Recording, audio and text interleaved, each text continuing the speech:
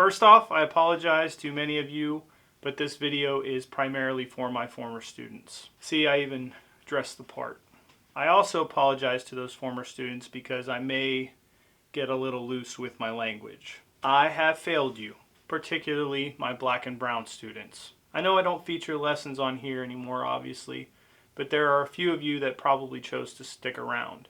And to you guys, it may appear as though I have been apathetic during this whole social and political crisis. Many of you may feel angry and frustrated right now. Some of you may even hurt. I should have spoken up sooner, but I stayed quiet for fear of losing my job. Talking modern politics is not really within the realm of approved curriculum for teachers. You all know I love teaching, and being a teacher is who I am at my core.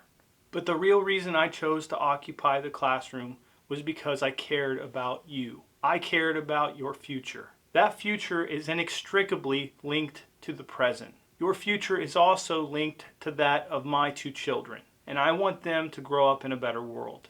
I hope you learned within the walls of my classroom that you don't have to love your country for what it has done, but you should love your country for what it can become. This country was built on hope, not cynicism. It was never perfect. It was built by revolutionaries, but it was also built by the hands of slaves and on the buried bodies of Native Americans. But we were given the means to create a more perfect union.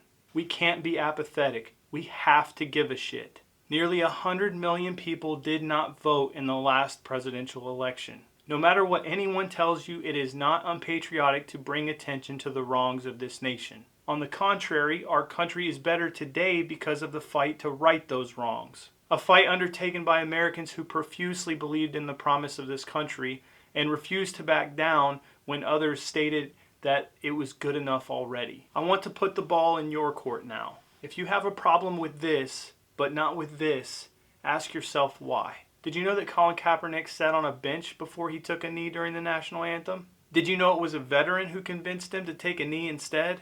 Kaepernick respected that man enough for his service that he listened and he took his advice. Does that sound like someone who hates our military or hates our country? Or does that sound like somebody who wants to make it better? If it's so disrespectful to take a knee during the national anthem, why isn't it disrespectful to embrace a flag that is not truly our flag? If you have me pinned as a loather of police or the military, you are dead wrong. Officers risk their lives every day, and some have let their guard down just to help others only to be killed in cold blood. The vilification of police needs to stop. But at the same time, some people who proudly back the police despise the FBI, the professional institution and destination of many of our best law enforcement officials.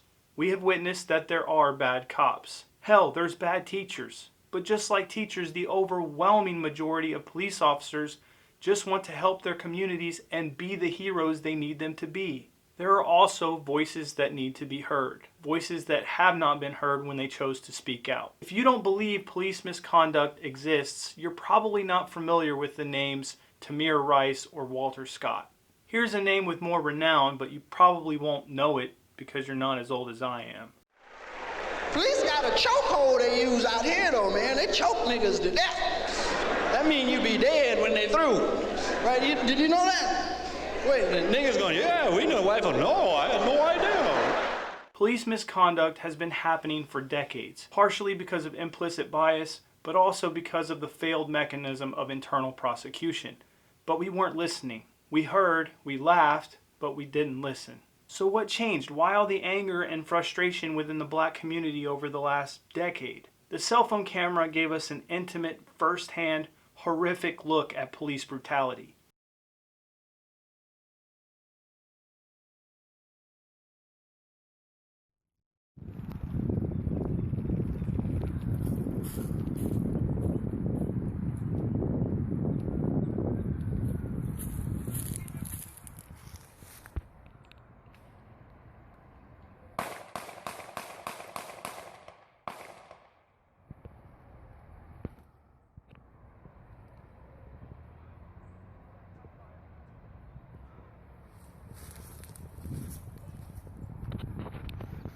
Oh shit.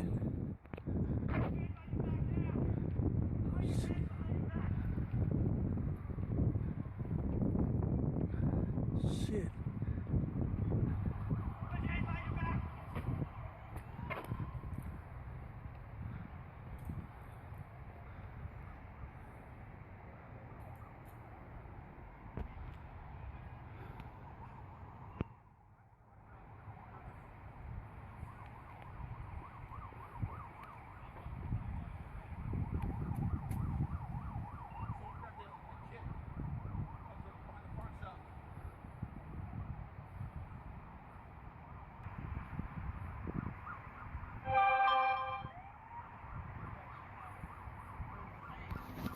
Oh shit.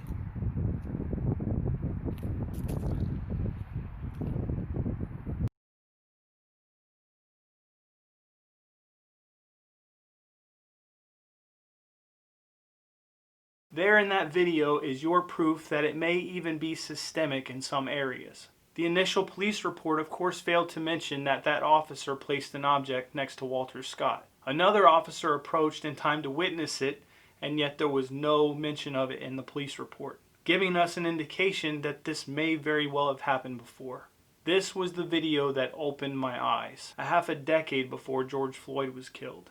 The same year it happened, I remember showing that video to one of my classes, and I vividly remember one of my students stating, well, he shouldn't have been running away. I knew then I had to spend more time teaching my students about our Constitution, despite the fact that I was teaching world history. If you're quick to reference one amendment, but willfully ignorant of the rest, you are doing yourself a disservice. Last week, a 17-year-old kid, who very well could have been a student of mine, killed 2 people. I've seen disturbing posts on social media calling this kid a hero because 2 of the people he shot and killed were previously convicted criminals. You can't be a supporter of the Second Amendment and not the 6th, 7th, or 8th. We are a country of laws. This is not Duterte's Philippines, and it's certainly not the fucking purge. There is talk of the media not being trustworthy, and as a result, conspiracy theories and a bunch of other crap peddled by Russian trolls and bots seeking to sow discord flow freely on social media. Depending on who we are listening to, it would seem as though we've lost sight of what it means to be American, to care about each other despite our differences.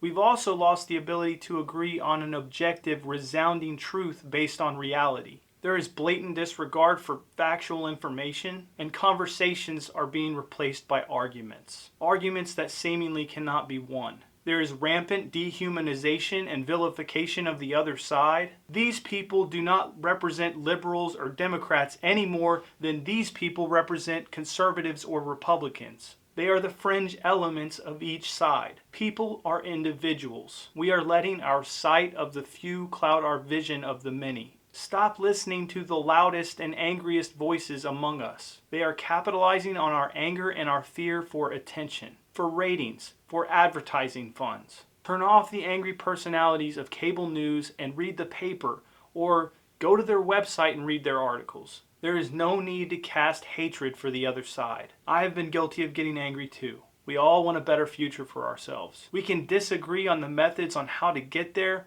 without resorting to hatred.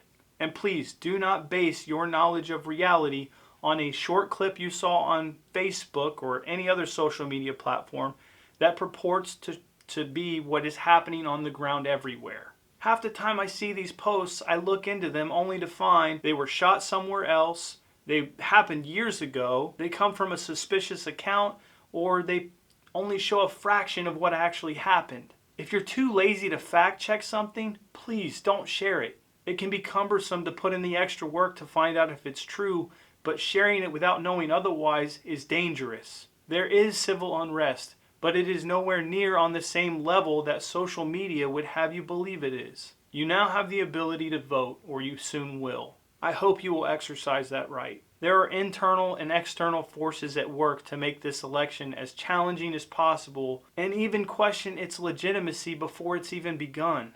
I hope you turn out and vote. I also hope you will listen before you rest on your convictions. Listen to the other side. Don't put yourself in a box. Partisanship has driven our political parties to become sworn enemies. The minute you align yourself with one or the other, you will find yourself diametrically opposed to people you may have more in common with than you have differences. Remember this, you are a human being, you are an American, then you are a Democrat or a Republican, in that order. I'm no fan of the two-party system either. I've been a member of both. But we have to start at the local level to change that, and it's going to take a considerable amount of time before it makes its way to the top. For now, we have a choice to make. I feel this will be the most consequential presidential election of my lifetime. We can choose to hate or we can choose to heal. We can choose lies or we can choose the truth. We can choose division or we can choose unity, and we could choose fear or we could choose hope. Tune out the noise and ask yourself who will be the candidate to deliver. Once you've made your choice, you own the decision, but you do not owe unquestioned loyalty to that candidate. One of the most disturbing things I have witnessed is the rise of a political brand based on a personality rather than the promise of change. That is fascism, not democracy. To close, I have a confession to make. I have officially resigned as a teacher. My son and I are both asthmatic, and I have made my choice to give up the profession for the sake of our health and for my family. It breaks my heart to give up something that I love so much, but ironically, it has also freed me to provide one last lesson by being candid about our current political situation. If I'm never able to return to the classroom because I spoke my mind here today, I can rest on my convictions. You guys know the caliber of teacher that I am, and that is something I can carry with me. I spent 7 years of my life in education, and I taught over 1,000 students. I had a good run. Thank you all for giving this teacher one last lesson.